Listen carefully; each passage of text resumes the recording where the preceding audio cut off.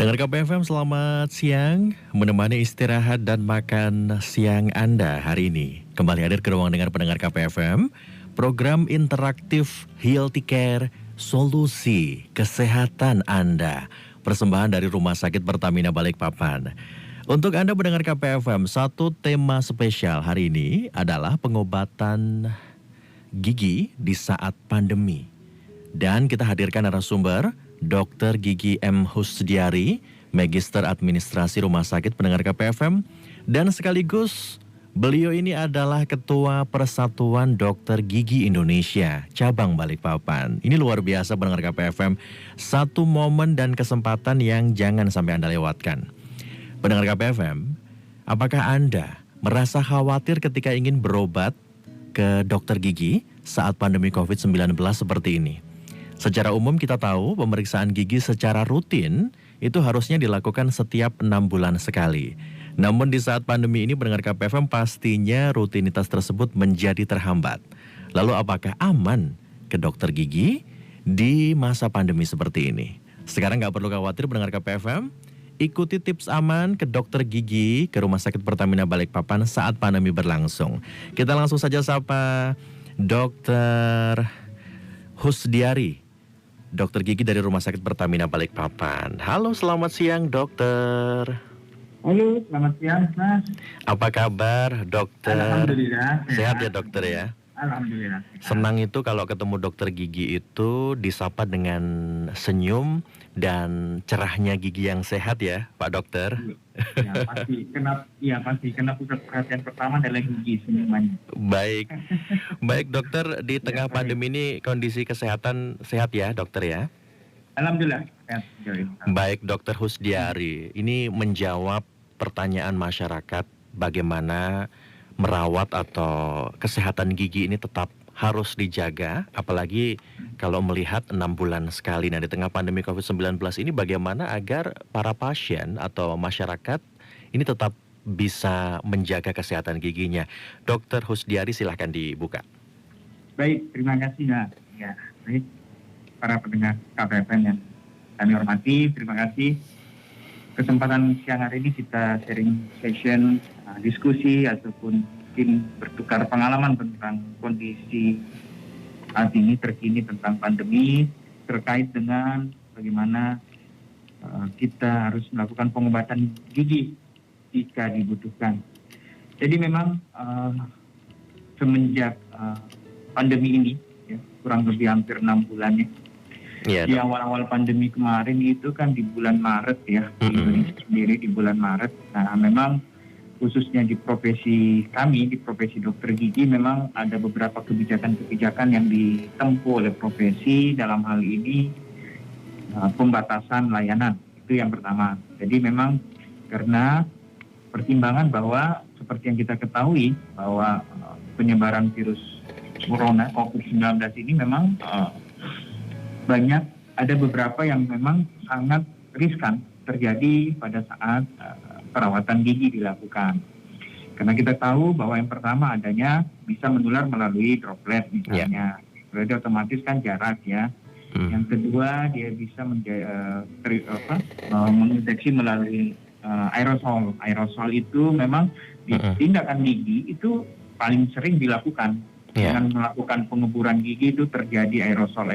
Jadi resikonya tentu berkali-kali lipat. Yang ketiga bisa melalui airborne. Airborne pun ini kan memang kemarin sempat di awal-awal masih kontroversi ya, apakah bisa melalui airborne apa enggak. Tapi kalau tindakan aerosol sudah pasti kemungkinan besar untuk bisa menginfeksi melalui airborne karena ada aerosol yang muncul. Nah inilah sebenarnya faktor-faktor yang utama menurut kami yang jadi kendala penanganan gigi di masa pandemi ini, di masa COVID-19 ini ya. COVID-19 ini ya.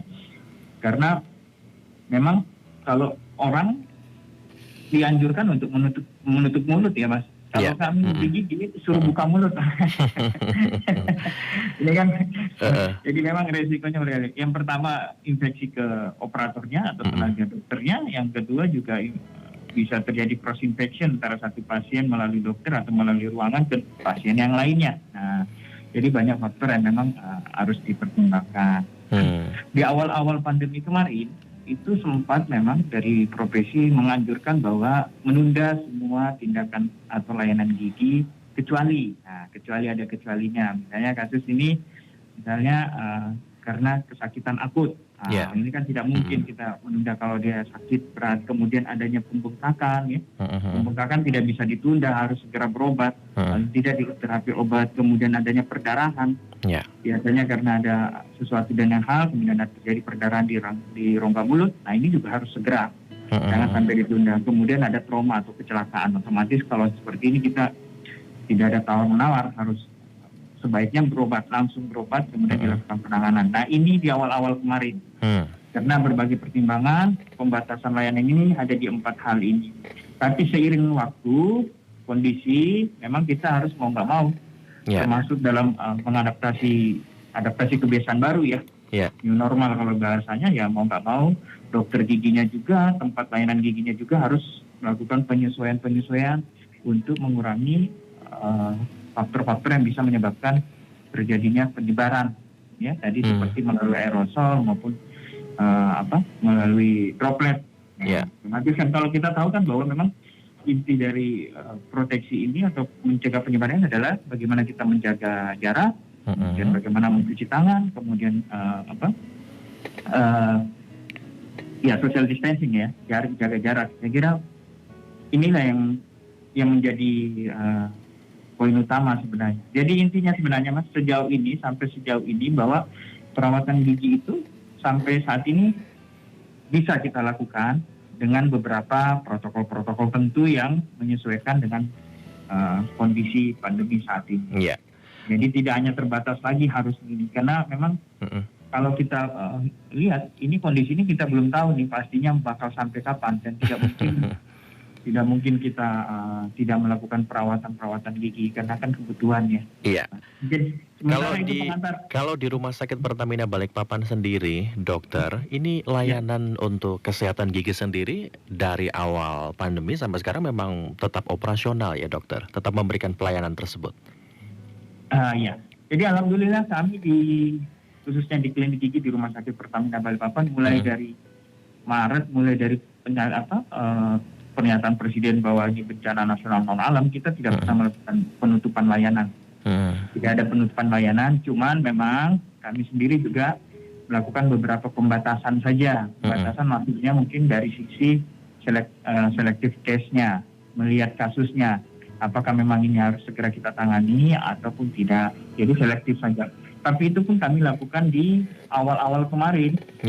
Nah, kalau saat ini karena kami alhamdulillah sudah dilengkapi dengan beberapa supporting untuk pelaksanaan protokol COVID, ya, penanganan perawatan gigi di era pandemi.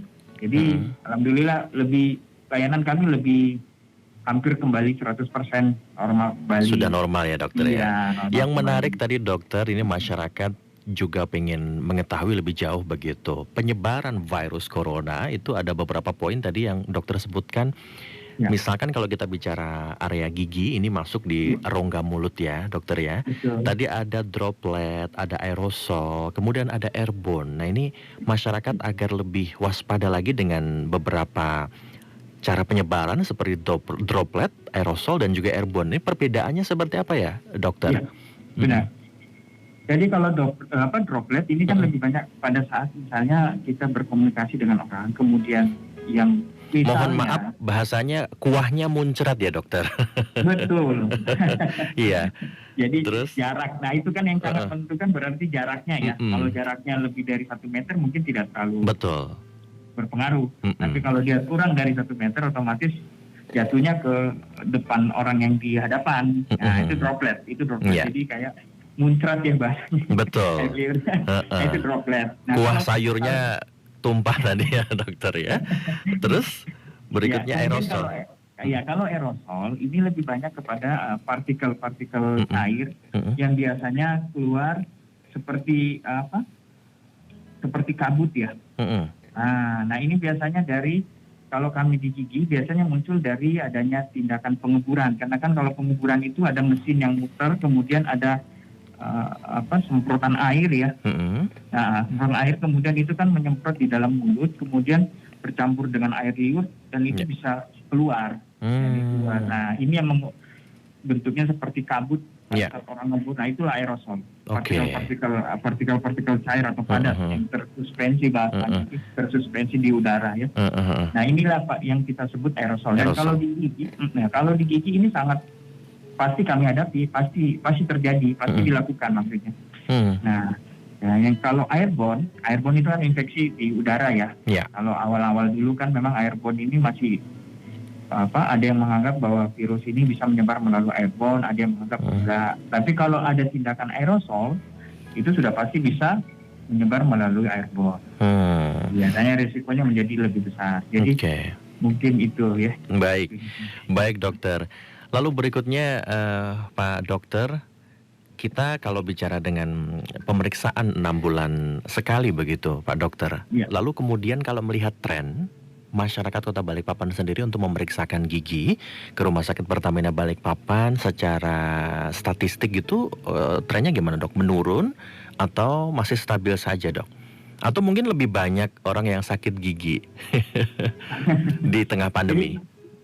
Jadi kalau dibandingkan persentase sebelum pandemi memang terjadi penurunan. Pasti di mana-mana juga penurunan karena ya itu tadi orang menganggap kalau memang tidak terlalu penting atau tidak terlalu sakit ya, tidak dalam kondisi emergensi, mereka menghindari fasilitas kesehatan. Saya kira bukan cuma di gigi ya, bukan di fasilitas. Rata-rata masyarakat kita juga beranggapan kalau saya tidak perlu, saya tidak harus ke fasilitas kesehatan. Kalau cuma sifatnya general check up apa segala, mungkin mereka bisa menunda. Jadi betul-betul hanya datang untuk pengobatan. Nah, memang angka kunjungan umumnya di Balikpapan itu hampir semua teman-teman sejawat dokter gigi juga itu memang terjadi penurunan. Bahkan ada beberapa teman sejawat sampai saat ini pun belum melakukan pelayanan seperti biasanya. Artinya pembatasan layanan mungkin cuma 1-2 hari dalam sepekan. Dan itu kami paham sih, karena semakin mengurangi jam layanan juga sebagai salah satu usaha untuk meminimalkan risiko infeksi atau penyebarannya. Jadi kalau bertanya tentang angkanya, ya memang turun. Pasti turun ya. Tapi 1-2 bulan terakhir ini sudah mulai, kalau kami di Rumah Sakit Pertamina Balikpapan, alhamdulillah sudah kembali mulai dari Agustus kemarin sih. Agustus ya. Juli Agustus sudah mulai kunjungannya sudah mulai naik kembali ya. Walaupun memang belum sampai seperti yang sebelum pandemi. Ini semakin menarik obrolan kita dengan Dr. Husdiari. Beliau ini juga pendengar KPFM sekaligus Ketua Persatuan Dokter Gigi Indonesia cabang Balikpapan. Dokter, ini masyarakat sudah menunggu. Amankah memeriksakan kesehatan gigi di tengah pandemi ini? Ya, baik. Ya, kita lanjut. Saya kira saya jawab saja untuk bisa saya bilang aman ya, selama ini ada catatannya tadi. Selama protokol-protokol yang disyaratkan itu dipenuhi. Nah, ini nanti kita bahas lah, saya sebut protokol apa saja yang harus dipenuhi, baik dari sisi pasien maupun dari sisi fasilitas kesehatan. Dokter, boleh di hold dulu ya, ada penelpon yang masuk dokter ya. Baik, kita coba terima penelpon yang pertama. Ada siapakah? Halo, selamat siang. Selamat siang. Saya mau tanya sama dokter. Dari mana ini? Dari Balikpapan. Dengan siapa? Boleh kita? Dengan Joshua Perez. Siapa? Joshua Perez. Joshua Perez tinggal di mana? Gunung Sari. Ada keluhan apa, Joshua Perez? Saya mau tanya sama Pak Dokter. Boleh. Saya ini gigi saya sudah habis. Waktu saya masih muda saya cabutin terus. Usia berapa, Joshua Perez? Kenapa? Usianya berapa? Usianya udah 60. Oke, silahkan. Iya, sekarang gigi saya sudah saya cabut. Dulu waktu masih muda, setiap sakit saya cabut. Sekarang tinggal 5 gigi saya. Terus kira-kira kalau pasang gigi itu dokter di Rumah Sakit Pertamina itu pakai BPJS, bayarnya bagaimana dokter? Baik. Itu aja dokter. Terima kasih juga buat yang pembawa acara. Terima kasih. Terima kasih. I love you. Dah. Terima kasih. Wah, di tengah pandemi ini meningkatkan imunitas tubuh, dokter. Ceria, semangat, banyak senyum. Namanya Joshua Perez, dokter. Usianya 60 tahun, giginya tinggal 5, dok. Gimana? Saya rutin mencabut, Mas. Tiap hari dicabut. Ya, baik. Saya jawab langsung aja, Mas. Boleh, silahkan, dokter. Ya, terima kasih. Jadi, pencabutan gigi memang disarankan adalah pilihan terakhir, itu yang pertama. Ya, usia 60 tahun ya memang sangat wajar bila memang ada beberapa mungkin gigi yang sudah hilang. Nah, tadi ditanyakan tentang pembuatan gigi palsu. Saran kami memang sebaiknya bila ada kasus yang sudah dilakukan pencabutan gigi, itu disarankan untuk pembuatan gigi palsu. Memang pasti tidak nyaman, namanya saja gigi palsu ya. Tetapi ini akan lebih baik dibanding tidak bergigi. Nah, ini masalahnya. Jadi lebih baik kalau soal mengenai biaya, kemudian tanggungan, saran kami sih di Rumah Sakit Pertamina Balikpapan mau menggunakan fasilitas BPJS, silahkan lakukan dulu konsultasi. Nanti dari situ baru kita akan bisa menjelaskan pilihan-pilihan gigi palsu yang bisa yang bisa pasien pilih ya. Tapi kalau soal penjaminannya, terus terang kalau BPJS mungkin di rumah sakit kami khususnya untuk konsultasi tidak ada masalah. Cuma karena memang gigi palsu yang akan dipilih itu bermacam-macam, nah nanti baru kami bisa jelaskan yang mana yang bisa masuk coveran, yang mana enggak. Baik. Yang jelas konsultasikan dulu saja, silahkan datang berkunjung untuk konsultasi, silahkan buat pengantar untuk ke BPJS, pelayanan tingkat pertamanya ya, fase pertama untuk ke rumah sakit. Nah, ini mungkin edukasi yang baik dari Dokter Husdiari untuk pasien dan juga masyarakat yang lagi dengerin gitu, dokter. Kira-kira kalau kita sudah masuk di usia-usia senja, seperti yang diceritakan pengalaman Joshua Perez tadi, dicabut 1, 2 sampai habis gitu. Nah, kemudian maintenance yang seharusnya dilakukan sebelum masuk ke usia-usia senja begitu, usia-usia masih relatif muda, kemudian sampai kepala 3, kepala 4 dan seterusnya. Seperti maintenance yang baik seperti apa sih, dokter, agar sampai kita punya gigi yang sehat gitu? Ya. Jadi sebenarnya kan tadi saya sampaikan sebelumnya bahwa pilihan pencabutan gigi itu adalah pilihan terakhir. Kami selalu menyarankan cabut itu adalah pilihan terakhir setelah semua jenis perawatan sudah tidak bisa kita lakukan lagi. Nah, jadi kalau ditanyakan bagaimana kita maintenance, ya yang pasti bahwa kita harus menjaga kebersihan ya, kebersihan gigi, kebersihan rongga mulut kita. Kemudian bila ada kasus-kasus yang memang dia harus membutuhkan perawatan, misalnya harus penambalan, harus perbaikan atau pembersihan, itu sebaiknya dilakukan secara rutin. Caranya, kalaupun terpaksa, itu tadi alternatif terakhir yang bisa kita tempuh karena memang gigi sudah menjadi vokal infeksi, sering menyebabkan keluhan, sehingga gigi sudah tidak bisa ditangani, dirawat lagi. Nah, pilihan terakhir adalah pencabutan, membuang vokal infeksi atau sumber infeksi yang ada di dalam mulut, yaitu melalui pencabutan gigi. Nah, kalaupun sudah dicabut, nah itu tadi pilihannya, perawatannya kita sarankan dianjurkan untuk penggunaan gigi tiruan. Karena kalau tidak menggunakan gigi tiruan, ini resikonya panjang. Memang tidak dalam waktu pendek, tapi dalam jangka waktu panjang ini bisa menimbulkan masalah baru.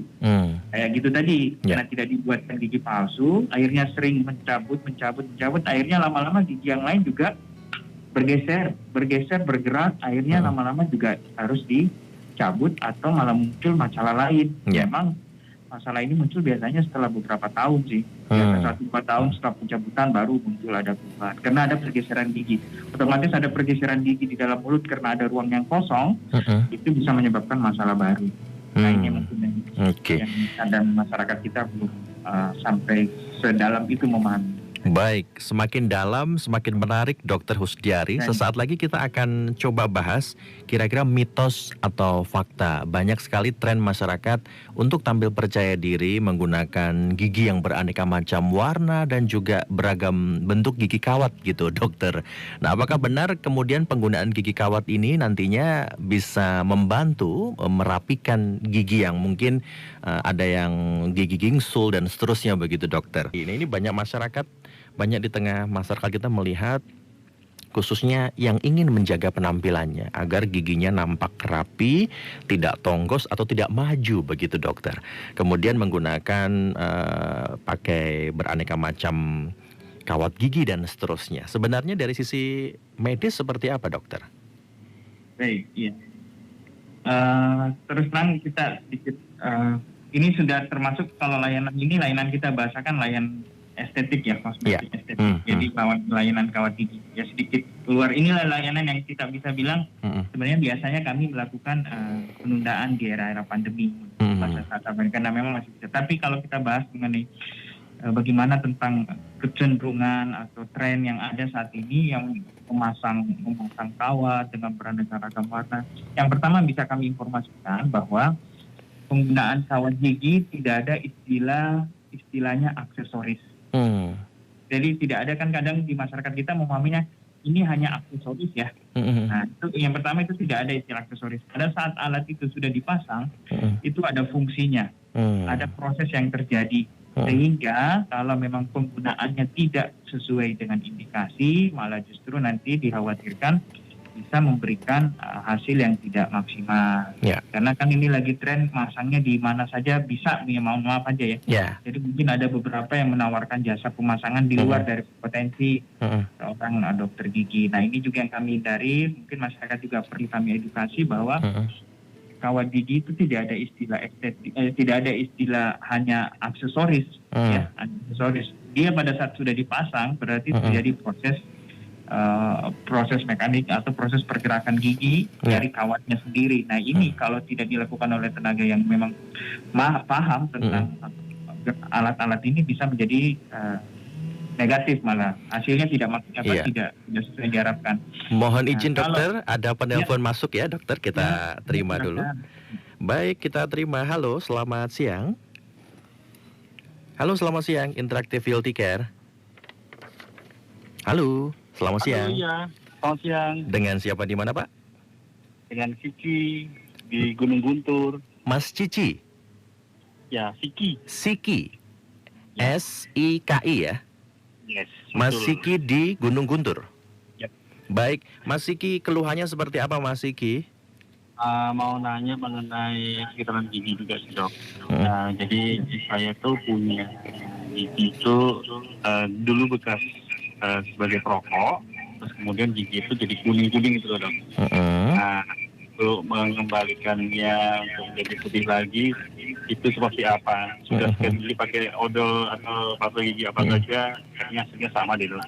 Sudah berapa tahun, Mas Siki? Sudah berapa tahun dengan... Sekarang sih sudah berhenti merokok, sudah 2 tahunan lebih sih. Sudah 2 tahun ya. Usia berapa, Mas? Sekarang 41. 41 tahun. Oke. Ada pertanyaan lagi, Mas Siki, selain gigi warna kuning untuk jadi putih? Itu saja? Iya. Baik. Ya, terima kasih untuk Mas Siki di Gunung Guntur, dokter. Ini bekas perokok, dokter. Giginya kuning-kuning, pengen jadi putih. Ya, jadi kalau perokok ini memang bisa kita bilang ya penyebab gigi kuning ini bisa dari stain ya, menyebabkan warna stain, perubahan warna pada gigi. Nah, sifatnya ini memang disarankan dilakukan pembersihan. Tahap pertama sebenarnya bisa kita lakukan dengan pembersihan atau biasa kita sebut dengan pembersihan karang gigi ya. Itu bisa, itu langkah awal ya, langkah awal. Kalau misalnya dengan tindakan itu ternyata warna ini tidak berkurang ataupun hilang, biasanya berarti memang dia penyebabnya dari susunan bagian-bagian gigi dari dalam ya misalnya. Nah, kalau seperti ini biasanya kita tempuh perawatan, ada pilihan alternatif. Tapi ini memang lebih mengarah ke estetik ya. Jadi dia ada namanya bleaching, mungkin sudah pernah mendengar bleaching ya. Jadi bukan hanya rambut saja yang di bleaching ya dokter ya? Di gigi juga ada bonding, ada bleaching. Oh, berarti bisa diluruskan dok giginya ya. Silakan dok. Ya baik, jadi ada istilah bleaching, pemutihan gigi. Nah ini ada prosesnya, tentu ada syarat-syarat yang mana yang bisa dilakukan proses bleaching, yang mana enggak. Yang jelas dengan proses bleaching itu biasanya pemutihan bisa dilakukan. Paling tidak ada perubahan shade warnanya yang mungkin hitam jadi agak putih jadi warnanya lebih cenderung ke arah putih misalnya ya. Karena kalau mau dibilang putih banget, saya kira kita orang Indonesia khususnya ya, itu memang warna gigi tidak ada yang harus putih sekali, malah justru aneh ya. Biasanya dengan warna gigi yang putih banget malah justru kelihatan aneh. Karena kita biasanya itu kayak sesuai warna kulitnya ya, agak sedikit kuning-kuningan. Jadi sebenarnya warna itu normal ya. Tapi kalau mau dibuat lebih cerah, lebih bersih, ya itu tahapannya tadi pembersihan karang gigi, kemudian bisa dengan alternatif bleaching. Tapi yang penting dicatat bahwa proses bleaching atau pemutihan gigi itu sifatnya tidak permanen. Tidak permanen, artinya kalau kita makan, kita minum setiap hari kan proses itu bisa lama-kelamaan akan kembali memudar warnanya. Kecuali kalau tidak makan, nggak minum lagi, Mas. Dia akan begitu terus. Nah, bicara warna gigi dokter, biasa ditemui di masyarakat ini banyak selain warna kuning karena akibat rokok begitu. Seperti muncul plak, kemudian plak-plak di gigi dan seterusnya. Ini sebab karang gigi dan seterusnya begitu dok. Kan kalau dilihat masyarakat juga sudah melakukan gosok gigi atau mungkin apa ya dok ya, salah satu kontribusi yang paling besar kenapa muncul plak dan kemudian karang gigi dan seterusnya. Ya baik. Jadi memang makanya sebenarnya proses atau anjuran saran untuk melakukan kontrol rutin 6 bulan sekali adalah ini untuk mengantisipasi proses pembentukan dari plak segalanya, karena itu pasti akan terbentuk. Tidak ada bahan yang bisa mencegah proses pembentukannya. Tetapi yang bisa dilakukan adalah mengurangi jumlah terbentuknya karang gigi. Nah itulah mulai dengan pembersihan rutin, kemudian gosok gigi, kemudian 6 bulan sekali kontrol untuk pembersihan karang gigi. Karena itu memang harus dilakukan dengan secara mekanik, tidak bisa hilang dengan hanya berkumur ya. Mohon maaf karena mungkin ada iklan yang mohon maaf ya. Ada bahan tertentu yang diaplikasi kemudian dia rontok, itu bisa saya bilang tidak mungkin. Yang bisa dilakukan hanya dengan, kalau karang gigi ya, dengan penggunaan alat mekanik, digetarkan jadi dia akan rontok. Kalau mengenai kalau stain itu memang ada aplikasi. Stain itu warna ya, warna misalnya dari rokok, kemudian dari minum kopi, teh yang mengandung soda, itu kan bisa menyebabkan warna kehitam-hitaman di daerah bagian-bagian tertentu dari gigi. Nah itu memang kadang kita aplikasi bahan tertentu, kemudian kita lakukan scaling, jadi bisa lebih bersih. Selain warna, ada kaitannya dengan bau mulut dokter. Oh iya. Apa ini dok? Pasti kalau bau mulut ini kan dari karang gigi itu kan sisa-sisa makanan yang mengalami kalsifikasi, jadi otomatis juga ada bakteri di situ. Ada bakteri sudah pasti menimbulkan bau mulut. Semakin tebal semakin bau. Ini mungkin begitu ya. Dengan proses pembersihan rutin ya itu bisa diminimalkan. Karena memang bau mulut ini ya 80% itu memang berasal dari rongga mulut, kebersihan di dalam rongga mulut. Yang sisanya memang bisa kemungkinan berasal dari sistemik, misalnya dari lambung, dari tenggorokan, itu bisa. Jadi kebersihan gigi ini menyumbang hampir 80% bau mulut ya dokter ya? Baik, jadi kalau bau mulut itu berarti kebersihan giginya kurang ya dokter ya? Nah ini ada Ibu Isdiana yang bergabung melalui WhatsApp dokter. Ini selamat siang, saya ini seumuran dengan Joshua Perez. Saya ingin menambah pertanyaan yang sama. Berapa batasan maksimal BPJS untuk memasang gigi palsu tersebut? Atas jawabannya diucapkan terima kasih. Mungkin bisa dibantu dok, Bu Isdiana? Ya, baik. Saya sebenarnya bukan kapasitas saya menjawab batasan, karena bukan dari BPJS ya, tapi sekedar menginformasikan. Saya pengetahuan kami ya, karena kami juga dapat informasi BPJS itu kalau tidak salah itu mungkin sekitar di angka 500 ribuan. Oke. Tapi jenis gigi palsu kan juga bermacam-macam saat ini dengan variasi harganya.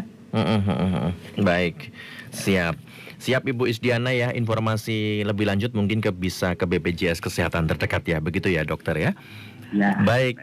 Ini benar KPFM kalau mau konsultasi ke dokter, protokol kesehatan yang harus disiapkan untuk masyarakat atau pasien seperti apa, Dok? Ya, baik. Terima kasih. Jadi memang seperti di awal tadi saya sampaikan bahwa di saat pandemi ini kalau kita bertanya amankah kita obat gigi di saat seperti saat ini?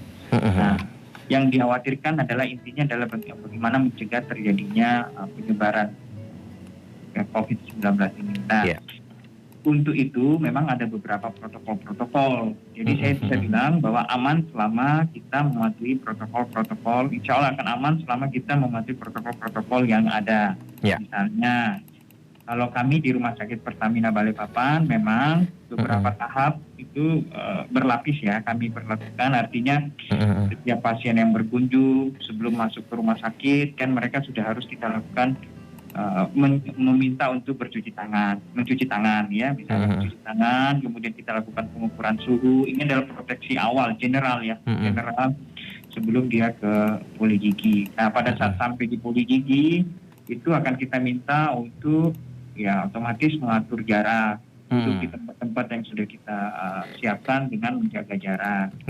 Nah, pada saat dia akan masuk ke ruang tindakan, ini tahapan alur yang biasa kita lakukan ya di Rumah Sakit Pertamina Balikpapan. Nah, pada saat akan masuk ke ruangan, otomatis juga di ruangan kami akan melakukan protokol-protokol khususnya untuk tenaga operator dan asisten. Itu sudah pasti kami lakukan prosedur yang baku yang tetap ya, seperti anjuran dari profesi PDGI khususnya itu mengenai bagaimana APD-nya, bagaimana penggunaan apron, kemudian hazmat misalnya, kemudian penggunaan gown atau baju kerja. Nah, itu semua digunakan, disiapkan dulu penggunaannya, kemudian pasien akan kita panggil untuk masuk ke ruangan sesuai dokter, kemudian setelah lakukan tindakan yang jelas bahwa instrumen yang kita pakai adalah instrumen satu pasien adalah satu instrumen. Nggak mungkin kita mencuci ulang. Dia harus satu instrumen satu pasien. Ini prosedur tetap walaupun bukan pandemi ya. Cuman mungkin yang ada tambahan nanti pada saat pasien sudah dilakukan penanganan dengan dokter ber-APD lengkap, kemudian ber-APD lengkap, kemudian pasien juga kita lindungi dengan penutup bagian depan supaya tidak terlalu banyak terkontaminasi dengan aerosol. Kemudian kita menggunakan juga aerosol suction. Kita punya mesin yang khusus untuk yang seperti tadi kita sebutkan di awal bahwa salah satu cara bisa menyebarnya COVID-19 ini adalah melalui aerosol ya. Nah, aerosol inilah yang kami tangani dengan menyiapkan yang namanya aerosol suction portable. Kami punya di ruangan.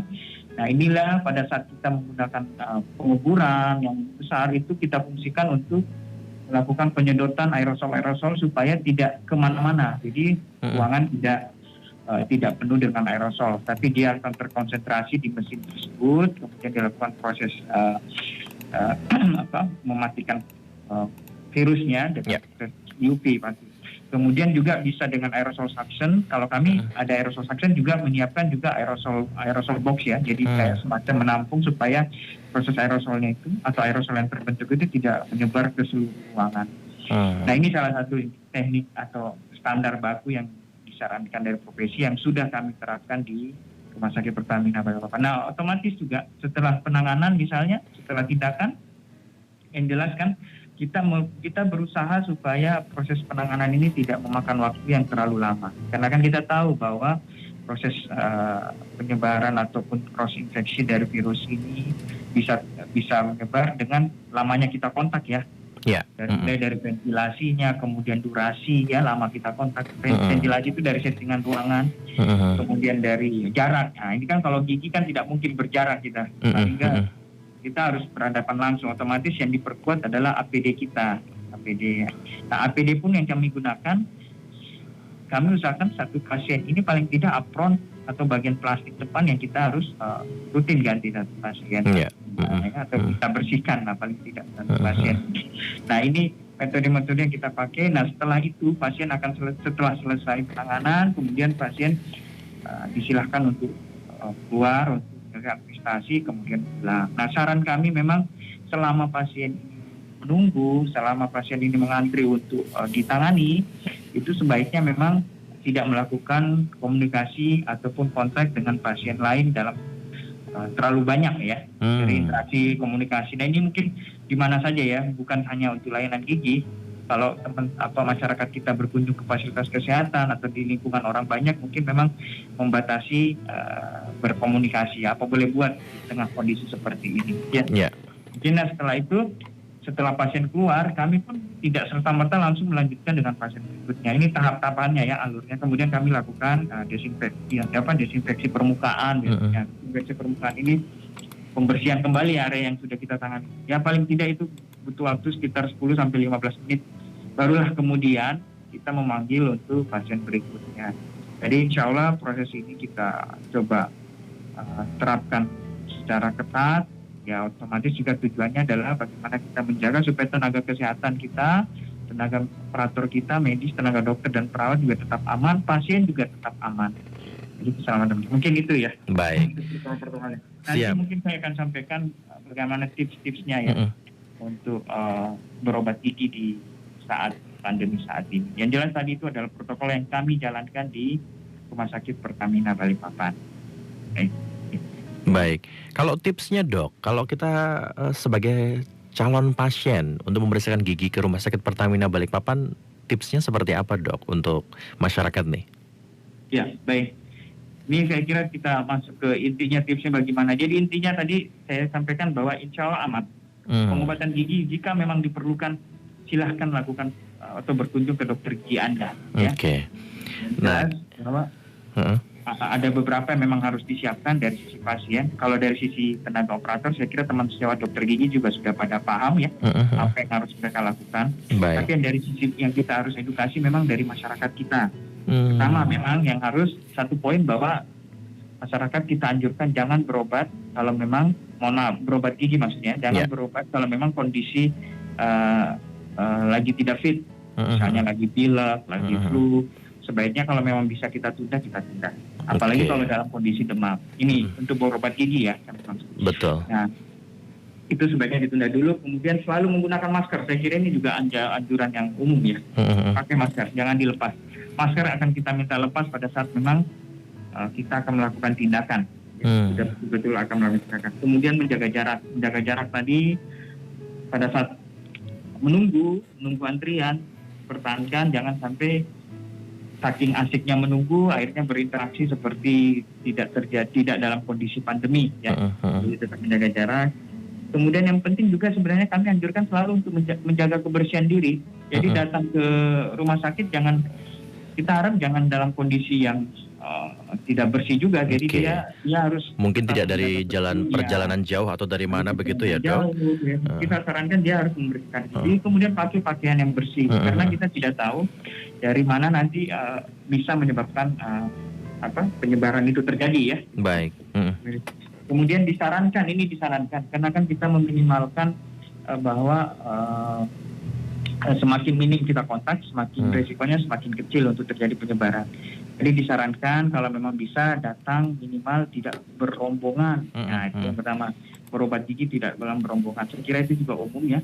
Kalau berobat ke fasilitas kesehatan disarankan jangan sampai datang 5 orang langsung berombongan. Nah ini kan akan peluang untuk terjadinya kontak di kerumunan bisa lebih banyak lebih besar. Jadi disarankan untuk datang mungkin 1-2 orang ya. Kalaupun dia harus masuk ke dalam ruangan pelayanan, itu biasanya kita sarankan yang sakit dan yang mendampingi paling tidak satu orang, tidak usah harus semua masuk dalam ruang perawatan karena meminimalkan risiko tadi. Nah, kalau untuk anak-anak biasanya memang kita sarankan didampingi oleh salah satu orang tua, apakah bapak atau ibu misalnya. Ini kan tips-tipsnya ya. Oke. Baik. Kemudian pastilah kalau di awal tadi kita menyarankan selalu mencuci tangan ya. Ya. Kemudian saya kira selesai berobat, selesai penanganan, sarankan pasien tidak malah melakukan perjalanan kemana lagi, tapi langsung pulang untuk membersihkan diri. Saya kira yang terakhir ya tetap selalu berdoa supaya tetap dalam keadaan sehat. Amin, amin ya robbal alamin. Baik dokter, yang terakhir ini dokter terkait apa yang biasa dilakukan masyarakat begitu ketika giginya sedang sakit, maka yang harus dilakukan adalah biasanya browsing internet dan seterusnya mendapatkan tips-tips yang tentunya belum terverifikasi secara detail bahwa itu baik untuk kesehatan gitu. Seperti tadi yang saya tanyakan ke dokter begitu, seperti berkumur dengan air garam, pakai bawang putih digigit dan seterusnya. Kira-kira tahapan-tahapan tersebut agar masyarakat juga punya satu edukasi yang benar begitu dok. Apa yang harus dilakukan ketika giginya ada keluhan begitu? Ya baik. Jadi sebenarnya memang apa yang tadi disebutkan itu sebenarnya memang adalah salah satu langkah awal. Mungkin yang harus kita jelaskan bahwa kenapa bisa masyarakat kita menganggap itu bisa mengurangi keluhannya ya. Jadi yang pertama mereka melakukan ini karena ada keluhan sakit pasti. Nyeri. Betul. Ya. Jadi nyeri yang tak terangkan sehingga mereka merasa dengan berkumur air garam ini lebih paling tidak mengurangi rasa sakit lah, paling tidak mengurangi. Karena memang komposisi air garam ini maksudnya kan sama dengan larutan fisiologis kalau kita ya, cairan itu asam. Jadi memang intinya kenapa bisa berkurang ya karena pembersihan kumur dengan larutan fisiologis otomatis bersih. Kalau pengunyahan tadi bawang putih misalnya itu memang penelitian sih memang beberapa penelitian memang menyebutkan ada kandungan antibakteri ya terkandung dalam situ, tapi memang ini masih terus dikembangkan ya. Baik. Nah, tapi kalau saran kami kalau memang ada keluhan gigi, saran kami silahkan konsumsi penghilang nyeri paling tidak ya. Penghilang nyeri, kemudian jaga kebersihannya, kemudian ya sebaiknya berobat. Ya, sebaiknya berobat dan pasti resep dokter ya, dokter ya. Ya, pasti resep dokter. Yang kedua bahwa gigi itu memang kadang setelah kita melakukan tindakan-tindakan seperti tadi itu pengunyahan bawang putih ataupun melakukan kumur air garam, biasanya memang keluhannya hilang. Tetapi sebenarnya itu hanya menunda. Artinya suatu waktu dia bisa muncul lagi karena gigi tidak akan bisa repair kalau dia sudah rusak, dia tidak akan bisa repair sendiri. Baik. Tidak bisa akan perbaikan sendiri, otomatis ada intervensi tindakan yang biasanya dilakukan oleh teman-teman dokter gigi. Baik. Ya, luar biasa Dokter Husdiari di sela-sela kesibukan dan padatnya kerja dokter ini masih sempat memberikan edukasi kepada masyarakat, mudah-mudahan bermanfaat. Dan Dokter Husdiari, kalau ada sumur di ladang boleh kita menumpang mandi. Kalau ada umur panjang kita ketemu lagi dokter. Ya, terima kasih Dokter Husdiari. Selamat bertugas, sehat selalu.